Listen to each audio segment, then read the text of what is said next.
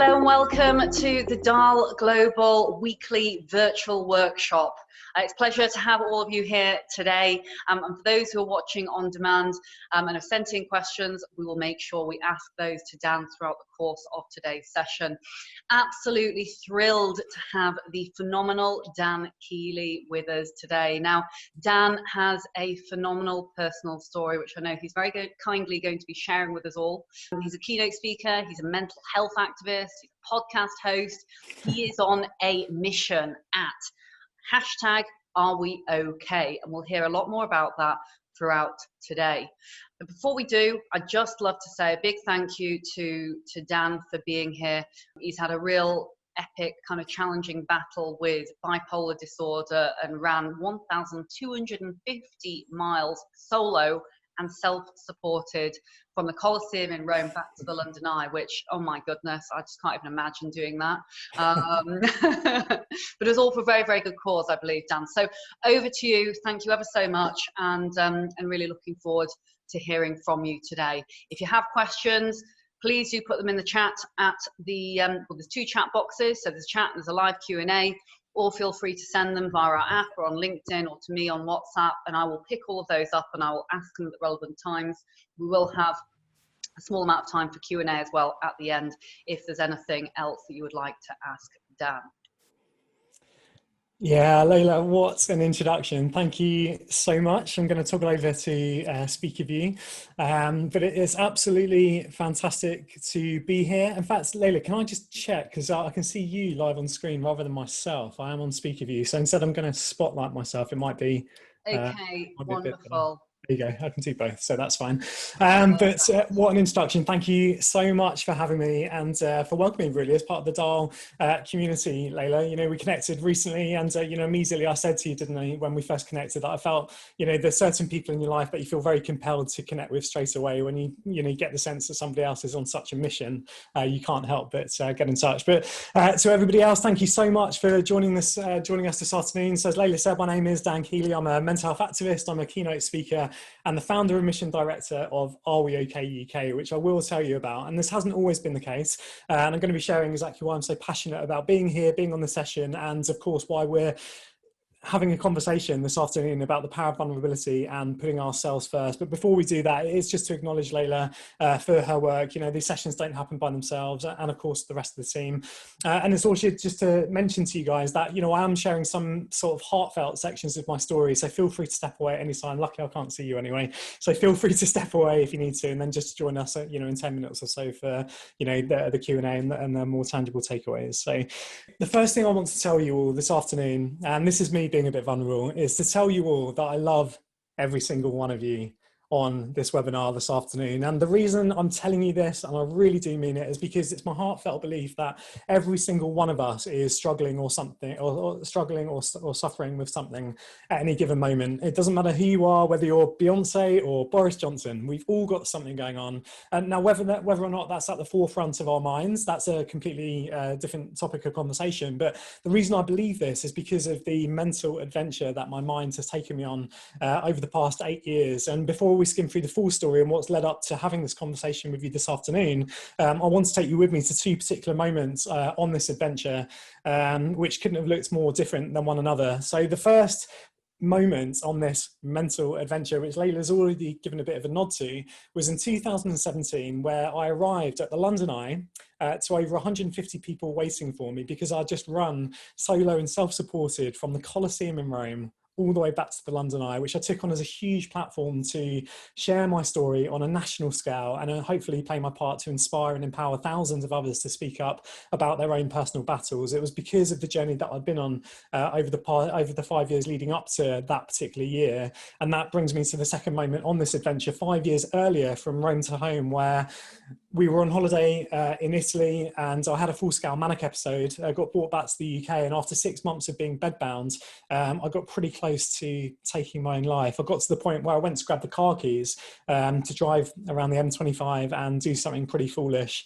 But fortunately I didn't. I had amazing people in my life, and you know, I was very, very lucky to have, you know, the counselling that I had at the time, the people in my life, you know, none more so than my wife and my mother and my family, But they're two defining moments that which really kind of frame what's led up to me speaking to you this afternoon. So this was in 2012, the car key moment. And then to skim through that 5-year journey, I want to skim through that now. And then we're going to get to why I'm so passionate about the power of vulnerability and putting ourselves first. So, leading up to 2012, I was always very passionate about three things: the power of creativity, the power of sport to bring people together, and social impact. From a really young age, I was always really passionate about bringing people together and making the world a better place, however I could, and using my creative juices to do that. So, I qualified as a skiing instructor. I was volunteering for the lacrosse club at university and president of the, football team and everything else. And, my whole career was in sports development. And, I was always really passionate about, using, the best of these three assets, if you like. But it wasn't until January 2012 where I got offered this amazing position as a community manager for a youth snow sports charity that changes the lives of underprivileged inner city young people by taking them away to the mountains. And having just qualified as a skiing instructor, this was just written for me. So I started at this amazing charity, and it was like I'd crossed this finish line. I put so much pressure on myself to find that occupation where I could apply all those three things together. And I had a bit of an unhealthy obsession to make sure that I could find this occupation where I could really, light up the best of my abilities to their fullest. And when I started at the charity, I stopped paying attention to what matters most, namely my health. And I was just so tunnel visioned on having the biggest impact possible in these young people that I started just going faster and faster and faster. And, all this adrenaline and all these ideas were just pumping up and pumping up and pumping up and dialing up a notch. And, there was no history of any diagnosed conditions in my family or anything before then. And, so everybody just thought, oh, it's still Dan, but it's just a heightened version of him. So I was just giving it everything for the first half of 2012 and just getting pretty obsessed on my work. And, in simple terms, I stopped looking after myself. And of course, all the warning signs were going off. And over the course of those 6 months, I started believing, wow, if I'm going to be giving this much energy and attention to changing the lives of these young people, why wouldn't I try and apply that to society as a whole? And if I was going to go that far, why wouldn't I try and change the world? So I started believing I was the next big social entrepreneur, the next Mark Zuckerberg, the next Steve Jobs. I can see Leila nodding as well. These feelings that, so many of us share at different times where, I was just giving everything. And by the time we got out to Italy, so we booked a 2-week holiday out to Italy in the summer of 2012. And by the time we touched down in Italy, I genuinely believed that I was the chosen one. I believe, after 6 months of all this adrenaline, dialing up and up and up, going for 3 weeks straight, having an average of 2.5 hours sleep a night at one point, I was just so obsessed on this impact that I believed I was the chosen one. So we're out in Italy, all the alarm bells are going off at this stage. So, Georgina calls my mother and her mother to fly out to support us.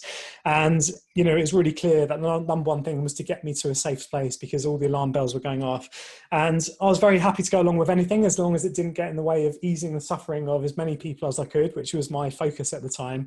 And we started driving over to this specialist hospital in northern Italy near Lake Garda, and things were just getting too dangerous. So we pull over on the hard shoulder of this motorway, and this is a short form version of my story, guys. But this mania took over, and it was so dangerous that, Georgie tried to lock the doors on the car, and, she's calling on all that support to figure out what was going on. And I managed to scramble out the car, run down the hard shoulder of this motorway, and I stepped into the middle lane of this motorway at rush hour in northern Italy in a full state of psychosis, mania. And the point of singularity that I got to was to stop the traffic and to back it up for 5-10 miles, because the point I got to was this point where I wanted to show the world, or force the world to stop, to slow down, and to listen to what was really going on inside, which I thought would be a really good starting point, at least, to ease a lot of the suffering that goes on in the world. So you can tell that there was a lot of irony going on here. My mind was going at 200 miles an hour at a time where I was trying to force the world to stop and slow down. So by definition, I'd lost my mind. I'd lost my sanity. So obviously I was fast-tracked to the psychiatric hospital in Italy, spent 2.5 weeks there before getting flown back to the UK. And it was a really scary experience over those 5.5, 6 weeks. It wasn't an experience I'd wish upon anybody. And if you hadn't guessed already, I was diagnosed with bipolar disorder. And, you know, it really started then the back end of 2012 where, you know, I pumped out so much energy over those 6 months leading up to that summer, where the next 6 months, it all just came right back at me. It was almost like that same massive energy came right back at me and was pushing me further and further into my mattress. You know, the curtains were closed. I was just disconnected, didn't want to see anybody. I was embarrassed.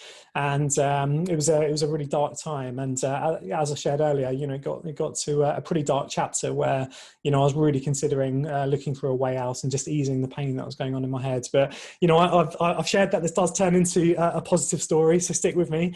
You know, amazing people around me at the time. And, you know, the three things that I was made to feel when I was at my darkest points were that I was valued, you know, that I was always, I was valued, whether that was with my friends, my family, or my colleagues. You know, I was needed.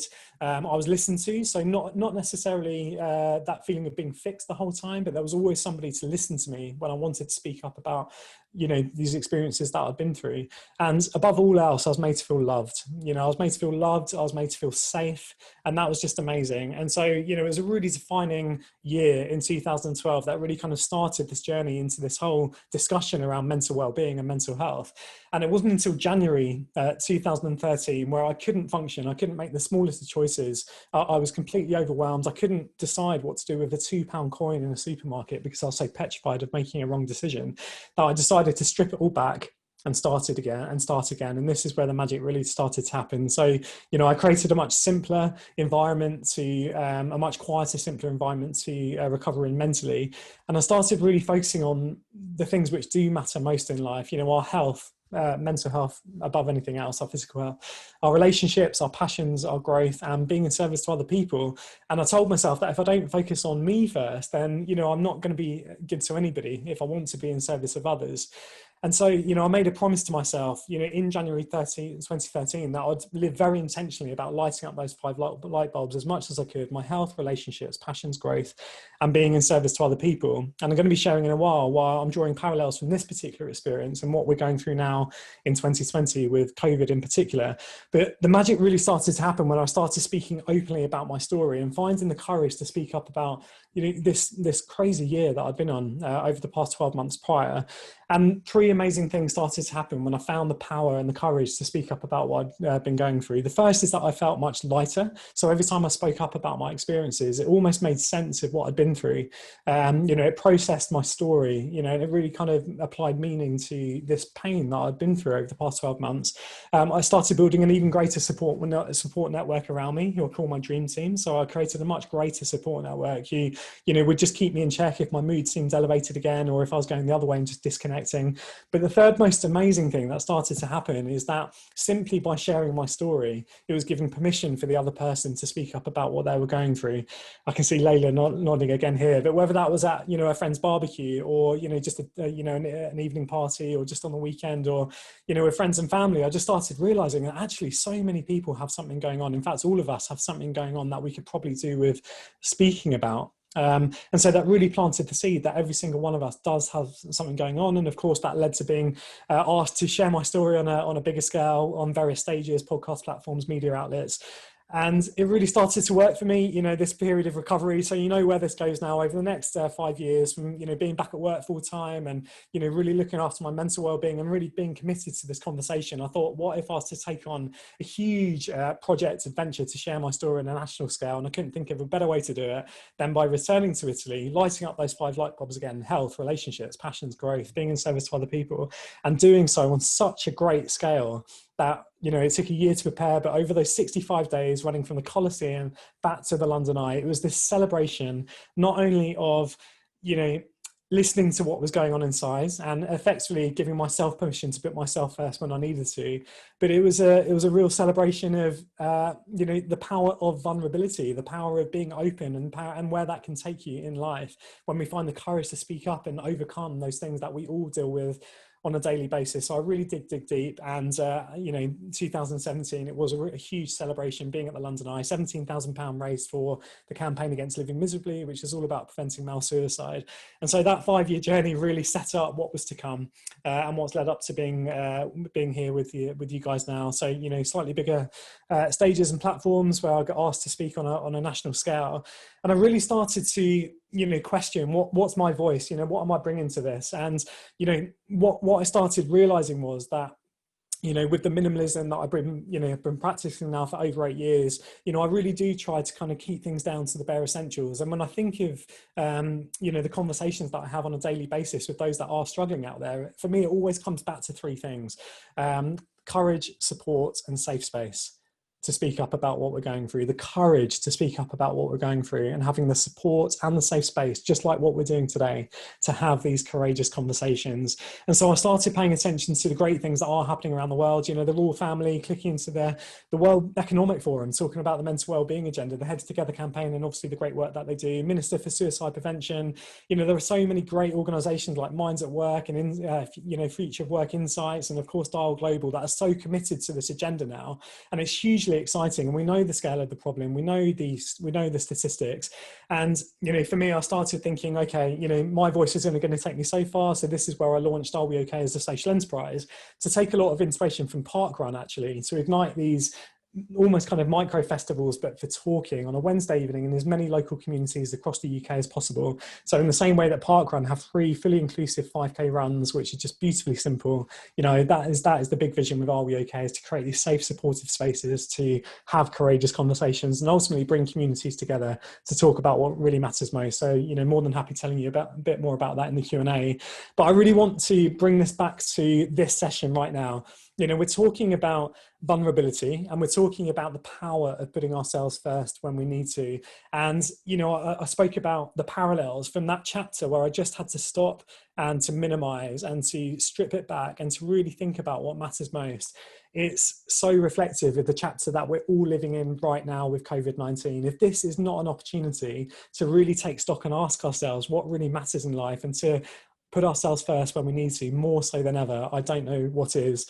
And so to help you with that, I did promise some tangible takeaways, and I'm looking forward to diving into a few of your questions. And there's 2 elements to this. One is that I want to speak to you directly, when all of us are trying to find that courage to speak up about what we're going through. And then I want to share some tangible takeaways about what we can all be doing to look out for the people to the left and right of us. And the first thing that I always go back to with this is that we connect through our weaknesses, not our perfections. So it's really when we find somewhere to lay down our armor and to let the light in and to say, look, we're all in this together, and say, I am struggling with something. That is when we truly connect as human beings. With Layla, I think within 2 minutes, we started sharing our lived experiences together. And that is what it's all about. That is when we truly connect as human beings, not when we share our perfections, but it's when we share our weaknesses. Number 2, I don't think we're ever actually burdening anybody when we reach out for help. I do believe that we're giving the other person the gift of helping us. I really do believe that. I always think about flipping it. If somebody came to me, as I'm privileged to have these conversations and I get different people reaching out to me, it is a gift. It is a true gift to be able to signpost or support that person to the best of my ability. It really is. So don't ever think that you're alone in this. Flip it. Think about how it would feel like if your friends came to you. It's a real privilege to be able to help other people. We already have everything we need within us to be truly happy. This is probably one of the most controversial ones that I share, but I do believe when we take the time to minimize the distractions, to shut out the noise, and to listen to what's truly going on inside, and to take that time for ourselves, that is when the magic really starts to happen. But it doesn't come unless we schedule that time, to minimize the distractions, to get away from the screens, connect with nature, and to really reconnect to what's really going on inside. But I do believe our hearts are hugely powerful things that often have the answers as to where we want to go in life. We never know who else will inspire to speak up about what we're going through when we find the courage to speak up ourselves. I think we all know that. And I always think that what if putting ourselves was in fact one of the most selfless things that we can be doing for other people? And I shared this with Layla as well. I became a father to Maxwell just over a year ago. And, he reminds me on a daily basis that I have to top myself up. I have to take that time for myself to do what I need to do to practice what I preach, and to go running on the trails or connect with friends and family, and to take that time for myself, as I'm not going to be any good to him as a father unless I'm in a great place myself. So what if putting yourself first was in fact one of the most selfless things you could be doing for other people? And now when it comes to our turn to provide the support and the safe space for other people, again, this is a simplification of the 5 top tips that I always go back to, just to try and keep it simple. So many of us aren't trained counselors or therapists, but we can all be great friends when it's our turn to provide the support for other people. So the first is to stop and listen with compassion, curiosity, and empathy, you know, just to be fully present whilst leading questions and, of course, allowing the other person to speak. The second is to offer reassurance and to validate their feelings. You know, we all know that, you know, pull your socks up, get over it. You know, these are silly feelings. That is just infuriating. So, you know, phrases like, I'm not surprised you feel this way. These are perfectly normal feelings. You know, a great sort of validating language can be hugely powerful. Reminding the other person that we all go through chapters, there is always hope. So of course, not being afraid to draw from your own experiences as well, you know, just to, again, show that vulnerability yourself when supporting the person to the left and right of you. And of course, offering your support to find more professional help if needed. So there's an element here of protecting yourself. You know, we can only support to a level that we're comfortable doing so. And when we find it kind of depleting for ourselves, that's really a signal that, you know, you can be there to find further professional support if they're looking for it. And, you know, this last one is something which I lived and breathed for over 5 years. And, you know, I mentioned that, you know, when I was at my darkest time, a lot of the time, you know, I didn't necessarily want the feeling of being fixed or somebody else having the solutions. 9 times out of 10, I just wanted to be heard. And so that's hugely powerful when you know, when we're trying to create the support and safe space for other people. It's that 9 times out of 10, most people just want to be heard, not necessarily fixed. So for me, I hope that, you know, brings together, you know, these 2 particular pillars from my journey that, you know, I've been on, particularly from 2012 to 2017, and why I'm so passionate about having these conversations since. And to wrap that together, you know, I will just say that ultimately we're all suffering with something, we're all struggling with something. So let's talk about it and let's show future generations how it's done. So there we go. That is my quick fire presentation, Layla. I think it is us who should be incredibly thankful, actually, to you, Dan. I commend you on your huge abundance of energy and passion. Had a number of messages from people saying, wow, he's got so much energy. He talks fast. It's fantastic. I've got a number of questions actually here as well. I might ask you, if possible, just to pull back up your presentation, because there's a couple of key pieces, sure. which we had some questions around. So we had a number of questions which were sent in around personal advice, actually. So I was so pleased to see this as a key one of your 5 points on the screen. We're never burdening anyone when we reach out for help. It's the opposite. We're offering a gift. I think that is just, you know, I think that's very, very powerful. And I think the consensus that we see from a number of the messages that we've had, certainly, and some of these are from individuals who do work for corporates, but they're actually more individual questions than they are corporate questions, albeit we have some of those as well, is the fear over burdening people with one's problems is huge.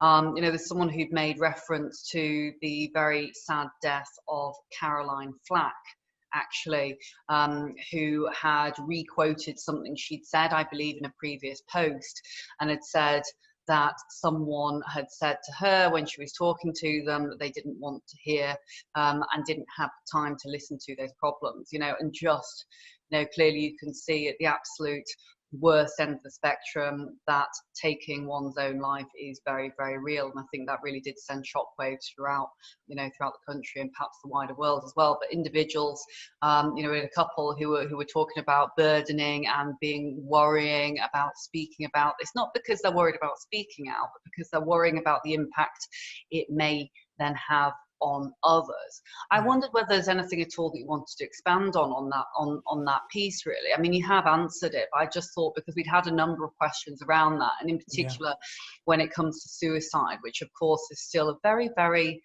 taboo subject in many fields, and far more of the population than I think is publicly prevalent almost, has been affected by those who have either A, had suicidal thoughts, or B, have actually had or known someone in the family who has committed suicide. Yeah, it's absolutely huge. And I can talk much slower now as well. It's nice. You know, I wanted to cram as much in as we... Oh, no, that was a positive thing. Don't worry. It was actually, the comment that we had was, he's excellent. He has loads of energy. He really does like to talk fast. Ha ha. I'm trying to decide if he talks faster than me or not. But as per the Gilmore Girls strain, and I've not seen the Gilmore Girls, so I can't comment. Life is short, talk fast. Apparently that's the tagline. Okay, nice. I'm gonna have to watch that now, aren't I? Yes, indeed. Yeah, but it's do you know what I do at Leela? Because I love these conversations and these questions. This is what it's all about, and this is why I share my story, is to ignite these powerful questions. Because I said on Jeff McDonald's piece, Leila, that these are some of the most exciting questions and conversations we can be having, because it's what comes on the other side. One thing I want to share to help answer the question is, believe me, I'm on this journey with you. I'm a mental health activist, but I'm not the world's expert in I'm not the world's expert in well-being. All I can do is share my own first-person account, and if there's value in that, then that's fantastic. And to add to that, I will share to you that even yesterday, even as close as yesterday, I had to call a friend and say, actually, I'm not on my best, Jason, do you mind if we just have a conversation? And I think he knows that I'm fortunate to have him in my life, where sometimes it can be about framing the conversation, that just saying, look, I just need a safe space, I just need to vent, I just need to talk, I just need to speak about this thing I've got going on. And sometimes you do have to be a bit proactive and just reminding the other person that you just need somebody to listen to you.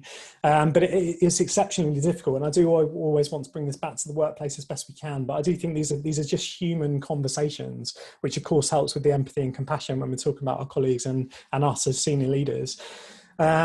It's incredibly difficult, but that's why I do think it comes back to reminding others that you can provide a support and safe space to have these conversations. And I think it's incredibly difficult in certain industries to have these conversations compared to others. My brother was a Red Arrows pilot. I always use that as an example. In the RAF, there are huge difficulties about showing vulnerability, and so that support and safe space isn't necessarily there.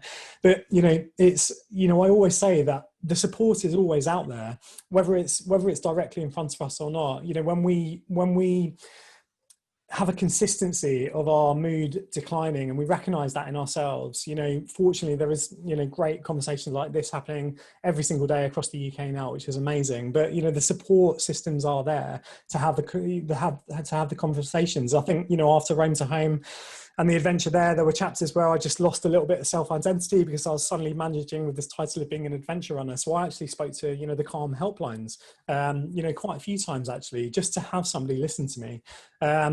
So we do have to sometimes take that proactive element of looking out for help when we need it. But, it is a gift. It's a gift to be able to offer the support to other people, and that's been reflected in the conversation I had yesterday. I've already had a message saying, Jason appreciated the conversation, let's book in some time together. I'd love to, go for a beer and, tell you about something he's got going on as well. But yeah, it's not, they're not always the easiest conversations, but, I do think the more that we can remind those in our closest networks and in the workplace that the support and the safe space is at least there, I do think the courage and the same sense of shared purpose naturally follows as well. I think that's very positive advice, in particular helplines. I think I shared with you before, Dan, I worked for the Samaritans for 3 years, and we had a whole host of individuals calling up, from people who were just simply lonely to others that had suffered with post-traumatic stress from being out in various wars. We had quite a lot of those, but it is a great neutral place as well if you're first taking that step into discussing openly the feelings that you're having, if you aren't yet ready to talk to people that are nearest and dearest. Now, I wonder as well, and a couple of people have asked it, have you ever had any negative individuals when you've been trying to share stories before? I refer back obviously to the piece with this individual who mentioned there Caroline Flack and quoted a piece that they'd seen. I think it was released on social media afterwards. But clearly, there are people who are fantastic and willing to listen, those that are kindred spirits who connect with one another, like you and I did, straight away we're off talking about our deepest and darkest kind of, fears and what have you. And I think that's great because we can both relate to each other's stories. But do we need to be careful about who we are sharing our worries and concerns with? Because surely not everyone is going to give the same positive response that we might hope. Yeah, that's an amazing question. I think it actually stitches the two together, because what you said about the Samaritans, Layla, is hugely powerful, because sometimes we do need somebody completely neutral, away from our current reality, to offer a different perspective. And I think that's hugely, hugely powerful. And I mean, fortunately, no, I haven't actually had any sort of negative connotations to, you know, the conversations that I've been fortunate to have with people, businesses, NHS trusts, schools, you know, and I'm always, you know, incredibly sensitive about the audiences that I speak to, you know, but, you know, being in this space, typically I'm only asked to speak to those that kind of, you know, are clicked into the mental agenda already. What I would say is that there are, you know, certain organizations who perhaps aren't kind of as far down the line with having these conversations in the workplace. And when an organization is at the start of that journey, it can be a bit sort of rabbit in the headlights because they've never had a conversation like this before. So I have certainly learned from those kind of earlier talks that I delivered back in 2017. No, I think, you know, I think the thing I'm proudest of, Layla, is always just trying to making sure it's just it's a human conversation, and to really get across this point that we're all in this together. You know, that is an umbrella conversation, you know, a value, a pillar that overrides everything that I discuss, is that we're all on this journey together. And if we can, you know, if we can have that relatability as much as possible, I think that's the key thing. And, you know, and I think that comes down to one-to-one conversations, or, you know, these bigger conversations in the workplace. But I love the fact that that question actually pulled the two together. And I do love what you mentioned there about the neutral space to maybe boost our courage levels, so as we can have the conversations back with those closest to us if we feel that that's the conversation that needs to be had. And just picking up on one of the points that you mentioned there, and in fact we've had a couple of very positive comments here saying amazing story, really encouraging, thank you very much, Dan. You know, and again, you know, thank you from the team and myself, because I think it's just brilliant hearing real first-hand lived experience. But you mentioned the piece about sometimes organizations or people thinking, oh my goodness, there's so much here when it comes to mental health, and, you know, perhaps being a rabbit in the headlights, as you mentioned. Someone has asked around advice on starting points as to how to get, you know, the best out of, well, sorry, they said advice on starting points as to how to best spearhead mental health employee business resource groups. So clearly, organisation here, I'm not sure whether you're a large organisation, actually, or a small organisation, but any key pieces of advice when it comes to how best to start developing and speaking about this internally. And then, you know, clearly, you know, this individual is thinking about employee resource groups or business resource groups, as you called them, which is excellent. So clearly the intention is serious. Any advice on actionable points as to best ways to start? Because like you say, everyone's at different phases of the journey, aren't they? And so what's right for one might not be right for another. Absolutely. And, you know, such a great question. You know, it's one of the most important conversations, and hugely exciting, because wherever you are on that journey, to just hear that you have a question like that, where, you know, that intentionality is right there. You know, we want to be having these conversations with our team. You know, for me, it's just hugely exciting. So there's almost like two responses to that. The fact that you are here and part of this community with Dial Global, I would say is huge as a starting point. There's also other amazing organizations such as Minds at Work, hugely committed to the conversation, the Inside Out leaderboard, and seeing where there are other senior leaders who are openly sharing their stories and the work that they're doing internally. And another great organisation, Future of Work Insights, so FOW Insights, and I think, Layla, you know the team there as well. Various conferences, there's the This Can Happen conference, hugely powerful as well. So there are, you know, I'm happy to share these links afterwards, of course, as well. But there are a number of organisations who I would say are trailblazing the conversation. If you think about me personally, I'm one person. You know, I'm very fortunate to be part of the landscape. But, you know, there are certain organisations who live and breathe this stuff with a team around them day in, day out, and Layla's one of them. So, you know, the mere fact that you're here is, you know, testament to the fact that you do care about diversity and inclusion and mental well-being. So, you know, being regularly part of these conversations, you're all, you know, I always say as well, with you know, a positive trigger to start another chapter in our lives. You just never know what's around the corner, and one conversation can completely change the way we're thinking. And I've certainly learned that. You know, one example from a Minds at Work event was the National Environment Agency, and their framework was to make coming to work a life-enhancing experience. And so how could we make coming to work for the Environment Agency a life-enhancing experience? And so when they had that North Star, which they did get there from a bit of consultancy, they share this publicly everywhere now, you know, that really guided their whole mental well-being agenda. You know, so many of the organizations clicked in with the Dial Global community are so committed to this. And, you know, so I would say keep being part of the conversation. You've got Minds at Work, Future of Work Insights, Inside Out. There are amazing organizations who live and breathe these solutions day in, day out. So just keep being part of the conversation there.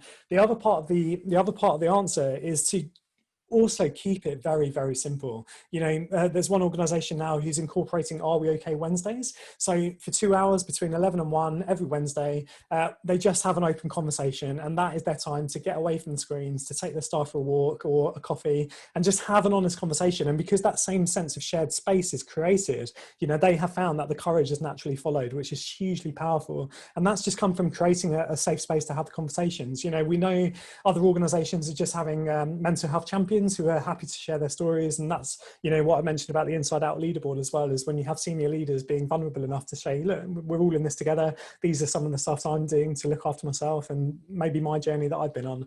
Hugely powerful. So there's an element of keeping it really simple and starting where we are. The power of storytelling is huge. And then just being part of the conversation with Dial Global, Minds at Work, Future of Work Insights, huge organizations who are committed to this day in, day out. But yeah, more than happy having another conversation after today as well, if that helps. Excellent. Thanks, Dan. And we have another question, which is similar in some aspects, and I do hope that it's answered this question as well, which was, what are the initial steps we can take as employers to reduce the stigma around mental ill health and ensure our team feel encouraged to share? Just to give you a short breather there and to add on to what you said there, Dan, I think, yes, fantastic organisations there, but all it takes is for one little story, or one big story in your case, to actually make other people open up. It's like the domino effect, or we sometimes call this the trickle effect. If someone is willing to share openly and to share that vulnerability, naturally others then want to share their own story. And not only that, to go one step further, we've had some very, very powerful examples within corporate organizations and corporate members that we have, where CEOs or other senior leaders within the organization have stepped up to the plate and shared their personal story. Because I think sometimes there is a concern that, hey, if I share my story and I'm not that senior, will this be deemed by HR to be an issue? Or will I be sidelined for a promotion? Or will I be looked down upon for how I'm feeling, my capability when it comes to skill set within the workplace? This is really helped and aided by senior individuals in particular, because I think the perception, rightly or wrongly, sometimes is, well, if they're senior and they're sharing their story, then it's okay for me to do it. I think you mentioned earlier in the conversation, Dan, it's almost this kind of invisible permission piece, because as human beings, we all want to and do naturally seek affirmation of, is what I'm saying, is what I'm doing okay? Seeing that from a senior leader within the organization who's willing to put their head above the parapet often is the driver for change. You mentioned there as well champions. I think I would also say, when it comes to business resource groups, employee resource groups, staff networks, whatever you want to call them, having and encouraging individuals who feel comfortable and want to get involved, sending out communications and emails and saying, look, we are setting this up, who would like to be involved? Naturally those people are the first ones who could be, as Dan mentioned, real champions for these initiatives, because the interest's there, and you start to then gain that momentum. But Dan, I really like the piece that you said about, I think it was the Courageous Wednesdays, or it was called something similar, is making it fun. This is kind of not something which, obviously talking about suicide and mental health, they are, difficult subjects, but at the same time, we can bring a sense of fun to this at the same time. It's not, Wednesdays we're talking about mental health. It's, take your team, like you say, out of the office, do something fun, get them away from their desks, have a coffee, have a lunch, have a chat and a share over, a drink or something like that. Can make them into fun pieces, which actually can also help drive employee engagement, because there's that real kind of caring piece. And we all know that it's far more important these days for organizations to be truly caring and not just paying lip service to that anymore. You've got to turn those words into true actions. And just to add on to that, obviously Dan, fantastic speaker. People, I know will be watching this on demand as well, but, give Dan a shout, give Jeff a shout, some brilliant people who are experts within their field. I know you're very modest, Dan, and you say, well, all I can do is share my personal experience, but it is that experience, that lived experience with that raw passion, emotion, and, the story of resilience that makes people inspired and motivated and educated to go off and tell, oh, I saw Dan speaking, or I want to share my story now. If you're too concerned to do it internally, or if it's one of your people internally won't step up to the mark, bring someone in to talk about it, because it'll get people talking, They're so huge. Oh, we could chat all weekend, Layla, couldn't we? Yes. It's huge. I absolutely love the general concept of bringing your team into the agenda, and and I also love vision painting as well, to think, what could we, Dial Global, what could Dial Global look like in 5 years time?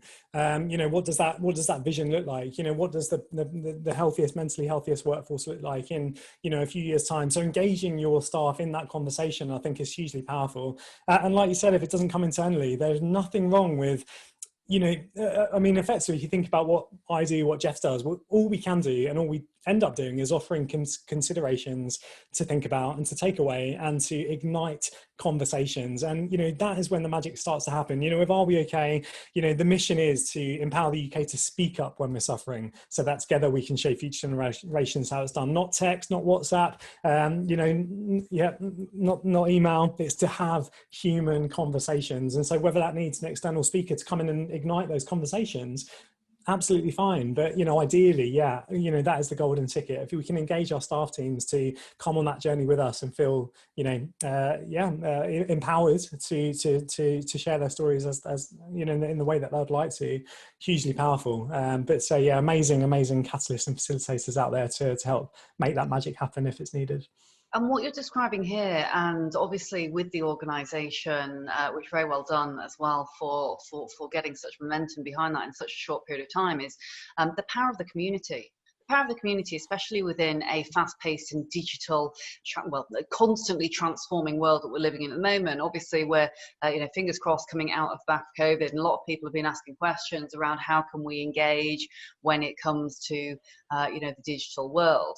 It's always nice to sit down face to face and have a coffee with someone. So how can we engage when it comes to, the new digital world that we are now finding ourselves very accustomed to, with a lot of people who are remote working, people sitting behind computers, far easier to blend into the background and not see anyone for quite some time.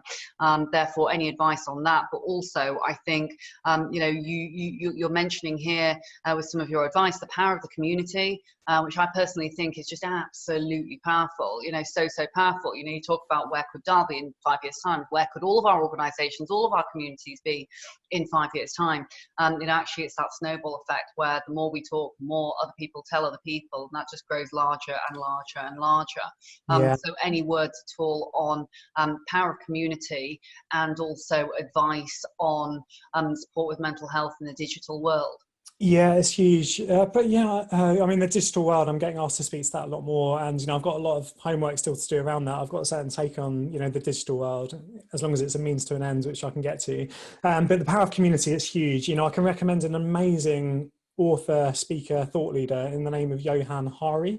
You may have, I can see Layla nodding, but his TED talk, "This is Why You Could Be Depressed," is it's a huge title, but actually what he talks about in his TED talk is lost connections, and that is the title of his book, where as a global society we've disconnected from what we used to do as human beings, which is it takes a village to raise a child, and we don't have that sense of that neighborly support that we used to have as humans, and so we've disbanded our tribes effectively. So Johann Hari, I cannot recommend his work enough.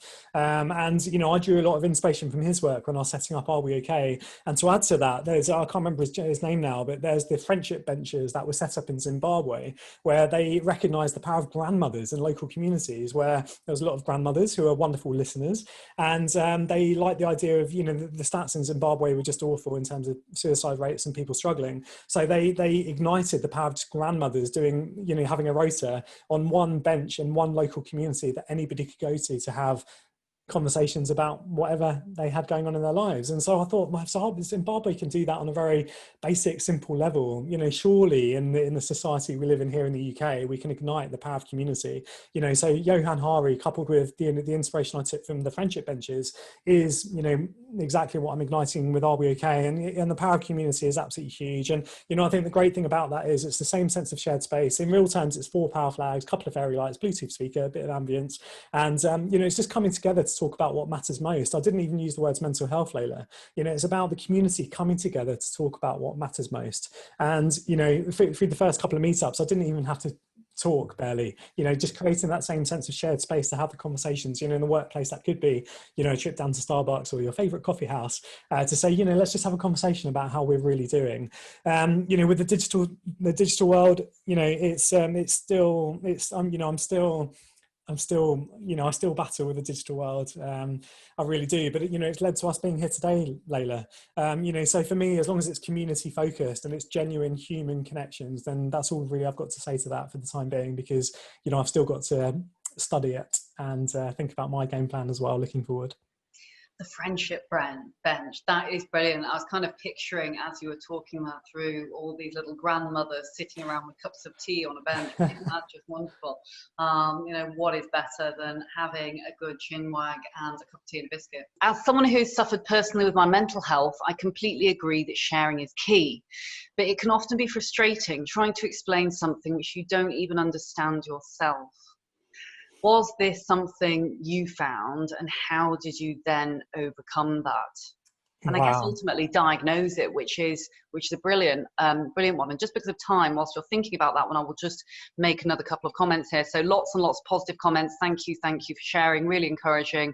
Really grateful. Thank you. And the why do you think there's a stigma around mental health, particularly amongst men? So how did you overcome that barrier? So stigma around mental health, particularly amongst men, and from someone who is suffering personally and feeling frustrated at how to explain something that they don't understand themselves, and how to do that. Hugely powerful. Yeah, with you know, with sensitivity around time, you know, the Movember Foundation and the campaign against living miserably absolutely own the conversation around men's mental health. It's hugely powerful, so definitely dive into their work, and I can touch on that again in a second. But you know, I know that was an anonymous question, and you know, really great question, because it is so hard sometimes when even we can't self-diagnose. And I'll say it again, even yesterday, you know, I said to Jason, I just need to have a conversation, and I can't tell you exactly what's going on. And you know, there's elements of, you know, my work is project based, and you know, so sometimes there's a bit of overwhelm and not having a sounding board a lot of the time to spin off, you know, am I on the right path with various projects? And, you know, I think the effects of COVID had caught up with me. You know, there was a little bit of monotony, you know, coming back into my studio here, sort of day in, day out, and, you know, it's project. But I think I lost a bit of balance. And, you know, I only sort of realized this when Jason started asking the right questions. And so that's why, you know, I do believe in the power of a great coach as well. A great coach is like sitting next to you when you're driving a car to help you be the best driver you can be, whereas a counselor and a therapist will look into the past to explain why you're driving the car, perhaps the way you are. And there's a certain analogy that I draw all the time from that. But a great life coach is, you know, that they're incredible because they know how to ask those right questions, even on a very top line level, you know, just to help you figure out, okay, is this a lifestyle thing, or is this something perhaps more underlying? Therefore, you know, perhaps counselling or therapy might be a way to go.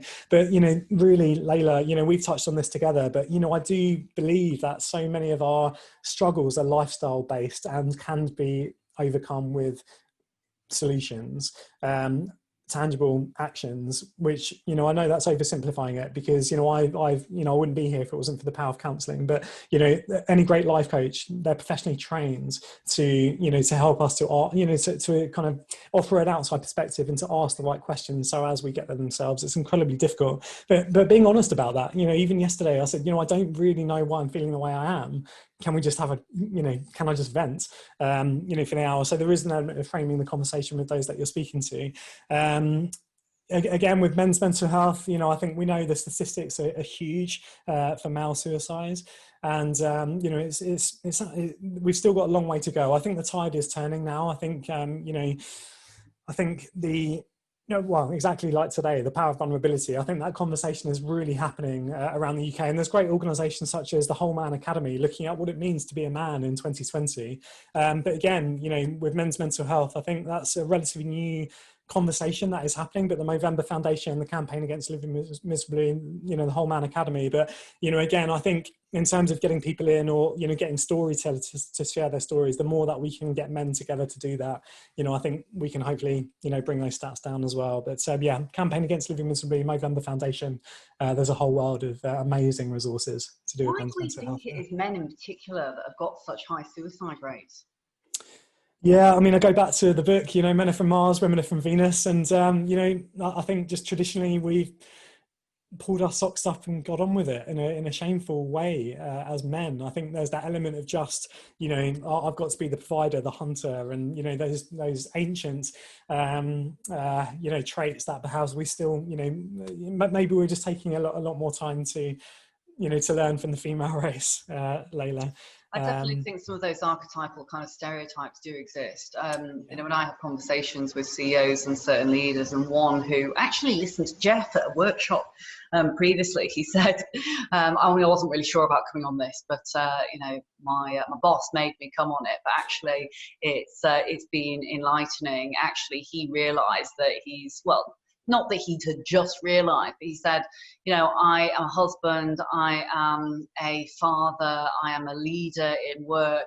There is a huge amount of pressure to keep up appearances and to put the game face on because I'm dealing with other people's issues. It's not very good if I, as a leader, am talking about my own problems. And I said, well, quite the contrary.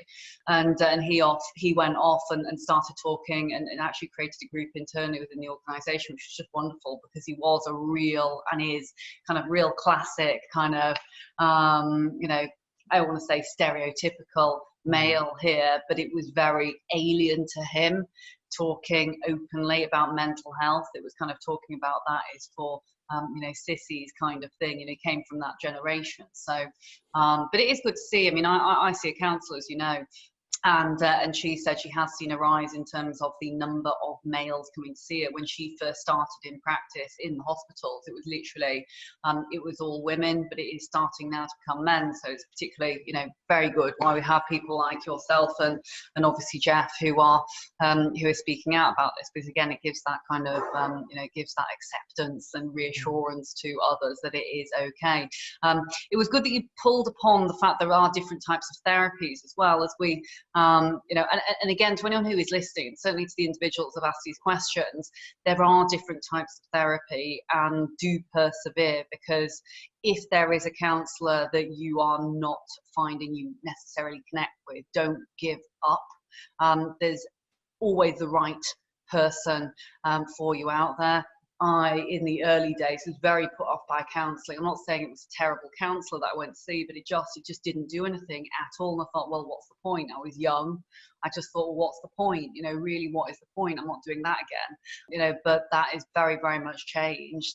And you mentioned there's certain, you know, individuals who might work with kind of, you know, CBT and, you know, what have you, digging into your past. Others where it's more talking therapy. Others where it is more of a life coach kind of scenario, you know, where you're actually setting out goals and such like. So do make sure you do the research.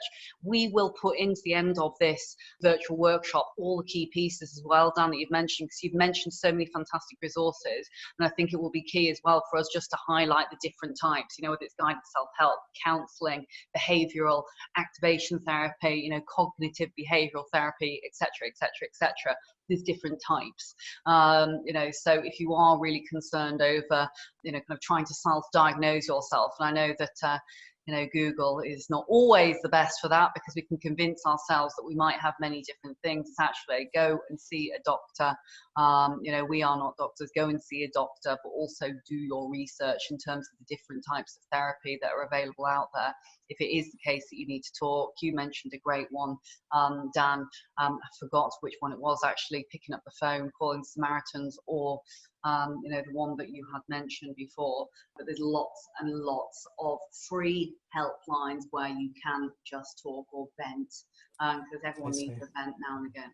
Totally, and you know, amazing social enterprises around. You know, there's one called Andy's Man Club. You know, they saw, you know, that the conversation they tried to get everybody together to talk about mental well-being wasn't quite the same as when you just get men to talk about their mental well-being. So you know that works for different people. You know, with Are We Okay, I started it as a safe space for anybody to come together. But then I noticed obviously that you know there were certain men who would prefer to have the conversation if it was just for men. So Are We Okay Men is likely to be a spin-off conversation now. The same for women and children. You know, and we, you know, we're all on the journey together again. You know, we're learning as we go. But you know, you've got to, you know, that persistence is really key. You've got to find what works for you. You know, I'm very fortunate because I've been vulnerable, because I've been open. You know, I have fortunately got so many people who I can just call and say, you know, can we just meet up or have a conversation? But you know, yeah, I think it's, you know, it's looking at the whole spectrum of what in front of you. That support, just to have a real human conversation and just, you know, release the valve and get stuff off your chest. It is always there. Free resources and of course professional services as well. Yeah, we could talk all day about it, Layla. I'm going to just ask literally 2 quick questions. I know that we're going to run slightly over time, and I know we're going to lose some individuals, but obviously you can catch up on demand afterwards, just because I accidentally missed a couple of really, really great questions here. So first of all, I will do all the thank yous. Someone says, I love the final point. What if putting ourselves first is in fact one of the most selfless things we can be doing for others? Thanks, Dan. Great story. We're in this together. Being compassionate and letting them talk is good. 2 quick questions. I promise I'll keep them brief. I personally think the education on mental health should start earlier on in life. I think starting to incorporate this into the school curriculum is definitely needed. I think you mentioned that you do talks in schools. How do you find the children are reacting to the topic? In addition, someone asked a great question about your wife, actually, and said it is often very difficult to see someone that you love going through something so difficult, and wondered if there was any insight into how your wife coped with it all. Yeah, Georgie is downstairs, and you know, you can imagine what she was going through on the side of that motorway. She was petrified. She's a nurse, so that empathy and compassion is, you know, she's lived and breathed that her whole life. And yeah, hugely scary for her. And, you know, anybody supporting anybody else with, you know, a diagnosed condition or otherwise, it's so hard for them. You know, but again, I think, you know, when I go back to those points about, you know, what we spoke about earlier about, you know, just being there, listening, just, you know, regularly checking in, listening with empathy and compassion. I'm very lucky that Georgie just support, you know, does that naturally. But, you know, again, I think she's seen that because I've been vulnerable about when I've been struggling. She's done the same. And I think she's taken inspiration from what I do as a vocation. She's seen that the effects of me being vulnerable in others and where it's led to me, you know, which got highlighted with the adventure, of course, you know, so I think even she's drawn inspiration from the fact that I've done that. But yeah, it's hugely, you know, difficult for, you know, for those caring for others. And I think that's when I went back to, you know, you've got to protect yourself as well, and all you can do is be a great companion, be a great friend, and offer that professional support and handhold, you know, just be by their side is effectively what Georgie's done over the years. But yeah, she's just absolutely amazing. And yeah, absolutely the conversation, you know, with younger generations, I think it's happening. You know, my niece is 11 years old, and, you know, they're having a conversation in school already about life skills, which, you know, a lot of the stuff is about mental resilience and just, you know, looking after ourselves and, you know, not trying to judge ourselves on social media and comparing ourselves the whole time to other people. And, you know, even they're having the conversations about what matters most in life: friends, family, passions, growth.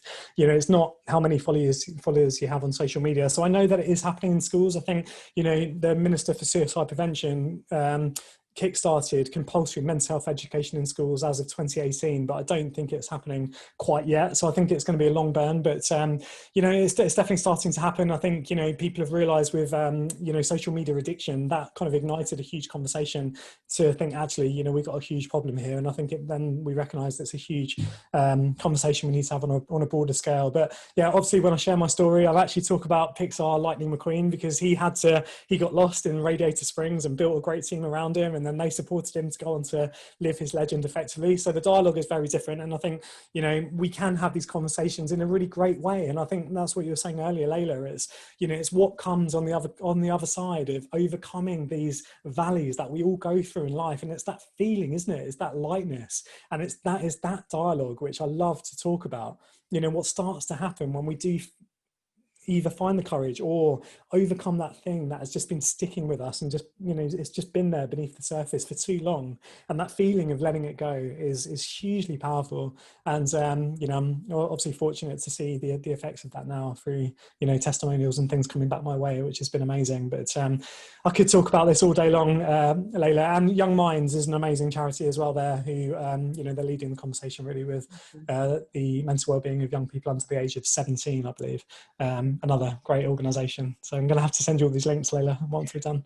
Please do, Dan. That would be wonderful. So we'll make sure that we include them into all the key learning pieces at the end of today's session. I realised I missed a couple of questions on the other chats. We had two actually going amongst others that have been emailed in. Petia says boys are brought up not to express their feelings as much as girls, or boys don't cry in inverted commas, which I think is really key, and it's smashing those stereotypes as well. But listen, I know that we're out of time for today, Dan. You know, it really is for me and the team and for everyone who is here, or anyone who's been watching this on demand, to say huge thank you.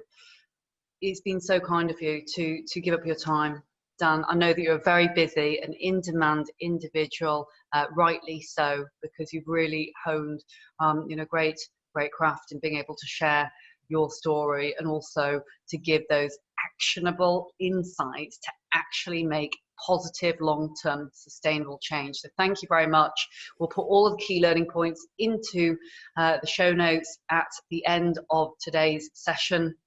If you want to find out more, we will put all of Dan's details in there as well, so you can get in touch with him. He'll also be on our community, which you can check out as well, DAR Global, hosted by Mighty Networks. And in the meanwhile, we'll look forward to seeing you all again very, very soon. We'll see you at a similar time next week, and we'll communicate to you all of our upcoming virtual lounges. Visit us at www.darglobal.org. Look forward to seeing you again very soon.